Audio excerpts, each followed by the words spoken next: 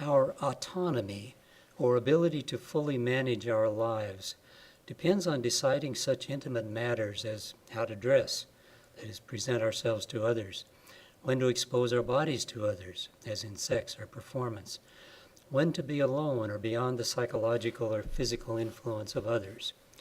We can debate what the minimal level of protection should be, but we know that the loss of such control can have devastating physical and emotional effects. Formal justice is consistent with the idea that all human beings are entitled to this kind of privacy.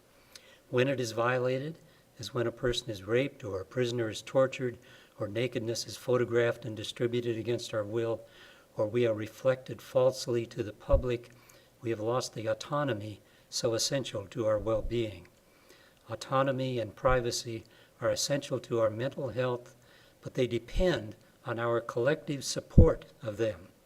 As Garrett Kaiser wrote in his recent study, Privacy, if you love privacy, you also have to love the social contract that ensures it. That cocoon of autonomy most of us protect fairly well is actually quite vulnerable to assault. In a wired digital environment, the system is already in place to track our personal interests, our fancies and fetishes, our shopping whims, and our political values. In a generation, many of us have lost the ability to make private choices without others knowing about them.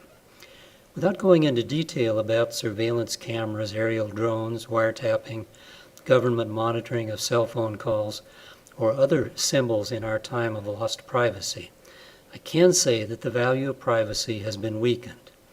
Time-honored assaults on privacy include thefts of letters or diaries in which the nature of one's autonomy is expressed. Biographers and celebrity writers change a person's identity through the selection of details, many private, many without merit. Blog sites and Facebook pages focus on details that have eluded the subject's control. Each violation may leave little impact, while the accumulation of thefts hammers away at the value of privacy. News organizations do not hesitate to advance such details without confirmation and without permission of those they identify. Once a detail is thrown out into the digital universe, it will be copied widely. The journalist's challenge, in ethics terms, is to discover whether privacy claims are based on real needs or on external factors. Before the beginnings of newspapers in Europe, the wealthy corresponded in graphic detail about the eccentricities of royalty. The newspaper in Europe and America evolved with a dual personality. One side of it emphasized the weighty matters of the day, while the other side devoured in the intimate details of life in all social levels. In the past 50 years, the media have expanded their focus on the personal and private. An influential newspaper editor startled the industry in the 1970s when he scolded other editors for paying too much attention to government and too little to what folks were doing in the bathroom and in the bedroom. The pop cultural colonizing of private information responds to a universal human curiosity about others, especially about what is usually hidden. Yet we can see the surface of our autonomy crumbling away. I may seem very naive to suggest that many press disclosures of private details raise ethical dilemmas. Many journalists do respect that territory of autonomous privacy and address disclosures with respect.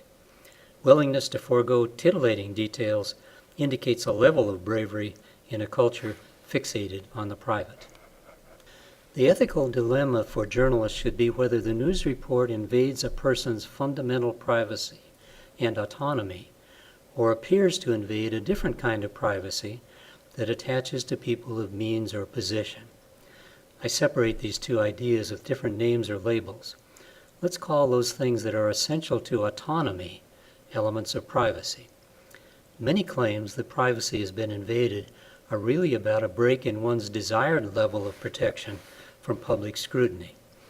When a person claims immunity from answering press questions because of privacy, those actions often fail the test of formal justice and even distributive justice. For some, this view of privacy boils down to the simplistic notion that the more money you have, the more privacy you should have. Indeed, this claim is honored widely throughout the news media. Media content is highly sensitive to the inequities in society because public interest depends on exploiting those inequities. Often those who win the spotlight are able to manage their image and the public perception of it, and in the process escape close scrutiny, often by setting out an elaborate description of their idea of privacy. Yes, the mighty stumble and this privacy defense breaks down as media at all levels scramble for the details that were for so long beyond their view. Ordinary people, caught by the spotlight, may be mined for details that truly assault their need for autonomy.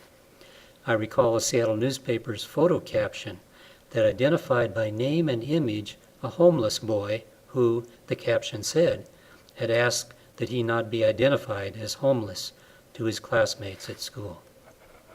Maintaining our autonomy is a constant challenge. We must fend off government, corporations, institutions, and the media that crave our information, and we also must hold out against other people who would reduce our autonomy in order to increase their power or control over us. Every relationship teeters constantly between strength and weakness for each party. If relationships within a household respect privacy, someone outside the home may want to gain influence by breaking down that fragile wall of autonomy. Sexual assault represents a devastating attack on autonomy. Not only does the attacker overcome resistance in the moment, but he or she steals from the victim any sense of autonomy well into the future. In recent years, news media have awakened to the alarming extent of patterns of sexual assault in the military, in religious organizations, in youth groups, and in schools. We sometimes subvert our own claims for privacy by offering what we want to protect to anyone who will listen. I've heard many conversations between strangers or acquaintances that roam lasciviously over details of health, sex, and even criminal behavior without any seeming interest in protecting such information. The first part of this lesson emphasized the importance of justice thinking in the work of a communicator. The news consumer should gain confidence from realizing that decisions about facts, sources, and topics are usually made in terms of fairness. This segment about privacy provides an application of these justice tests. For example, if we agree that personal autonomy requires privacy, then some level of privacy must be respected for all people. Formal justice is satisfied when celebrities and people of modest means are accorded a similar level of privacy by the media.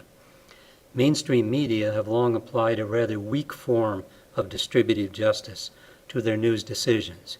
Distributive justice allows exceptions for merit or need, for example, but media coverage often equates prominence with merit.